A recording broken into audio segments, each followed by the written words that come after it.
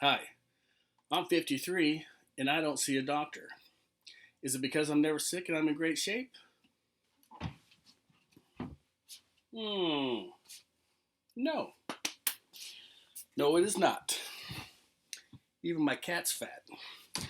Now, I'm 53 and I'm falling apart. The reason I don't see a doctor is because I have Obamacare, or as I like to call it, Obama don't give a crap program.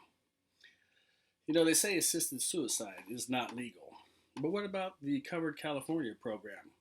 An agent of Obamacare, I might add. I mean, talk about wanting to kill yourself. Have you ever worked with these people? Even the list of preferred doctors who accept the insurance don't take patients on. They accept their insurance, but they don't take patients on. So do they? Do they accept that insurance? My question is, why the are you on that list if you're not going to see patients? Get off that list, man. Get off that list. Now we're being told that Obamacare premiums are going to be raised big time. But really, that's just half the story. Or at least it's half my story. Because when I was first on Obamacare, I had a job. But the plan I could afford cost me $900 a month for two people. And it was the bronze plan. It wasn't the silver, it wasn't the gold, it wasn't the platinum.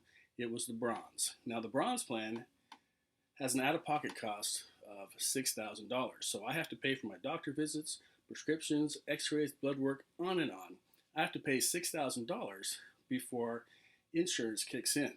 So, in grand total, with my premiums and my out of pocket cost, I have to pay about $14,000 before insurance kicks in. They should have called that the Rusty plan. As a matter of fact, I told my wife, honey, don't get sick because you might die. She started to giggle and said, hey, it's not funny. That's no joke. And if I pass out or get in an accident, do not take me to the doctor. Do not resuscitate. So finally, one day, I received a spot of good news. The company I worked for closed down, so I no longer had a job. Now, I didn't say I had great news. I said I got a spot of good news in relation to my Obamacare, because now, with no job, I qualify for government subsidies or assistance. And with that government assistance, my premium went down to $109 a month. But I still had the same rusty plan. So I still have the $6,000 out of pocket. But now I don't have a job, I don't have an income, thus, I don't see a doctor. So where am I at now? Well, I'm paying $109 a month to the insurance company. And for what? Well, keep in mind, the insurance company is worth billions.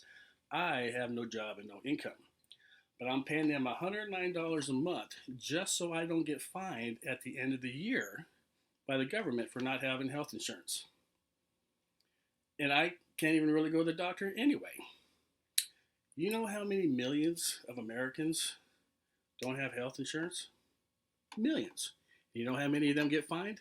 Again, millions. Where does all that money go? Well, Hillary Clinton's foundation, probably. No, I don't know. I hope it doesn't. They say that it goes back into the healthcare, but they say a lot of things. So, what is the point I'm trying to make? Well, Obamacare, amongst many other programs, is a disaster. But Hillary is so proud that 20 million Americans are on it, and she wants to build on its success. Build on its success? I mean, that's got to be a microscopic foundation to build on. She also says she's been fighting for affordable health care her entire career. Well, how's that working out? Well, for me and millions of other average Americans, not so much. She's been supporting the president in his antics for the last 8 years. Now her motto is fighting for us. But she's been fighting for 30 years. And apparently she's just losing. And she's losing dishonestly too. So don't let her become the president to just keep on losing. That's what she does. As a matter of fact, if she was in the corporate world today, she'd more than likely hear, Hillary, you're fired. Now, for you Americans who have liked the way the last 8 years have went, Well, you need to see a doctor. Oh, wait, you can't. Obamacare is in place. Finally, here's a message for the Democratic presidential nominee. Hillary Clinton, the presidency is for action, not for talkers. And you've been talking for 30 years. And the actions you have taken, well, they've all been highly, highly questionable. Hillary, you are not owed the presidency. And in this average American's humble opinion, you certainly, certainly have not earned it. I'm your average American, and that's just the way it is. Or at least that's the way it's been. But it's got to change. And it's got to change now. You know what you have to do.